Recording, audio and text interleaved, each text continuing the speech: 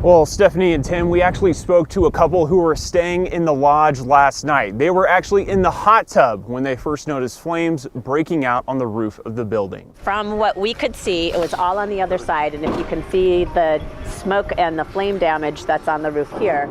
Jenny Taylor and Jim Snyder were two of the 120 hotel guests who were evacuated from Timberline Lodge Thursday night. They were in the pool area when the flames broke out. A whole group of people was in the hot tub when we started to see some sparks flying.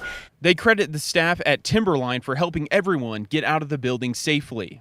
People were getting out and the alarms were going on, so we went and got clothes, and the evacuation process was happening, which Timberline handled remarkably well.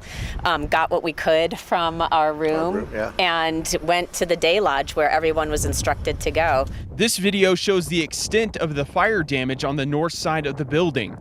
A Timberline spokesperson says embers from the lodge's fire most likely started the blaze, but the fire didn't penetrate into the hotel portion of the building. We're extremely fortunate, that our first responders did, a remarkable and amazing job last night. Crews are working to mitigate any water damage caused in the process of putting out the fire. The fire crews were saturating the roof of the hotel for a couple hours.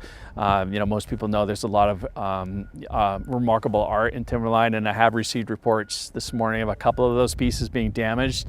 I do not know the extent. Last night, a lot of the art was either moved or removed from the hotel. Despite the damage, Timberline staff says we're all incredibly lucky that the timeless structure remains standing after such a harrowing night. There's a remarkable story behind the lodge, and it's part of who we are, and it's kind of I think maybe a little bit of that had to do with we're the position we're in this morning. We're so fortunate.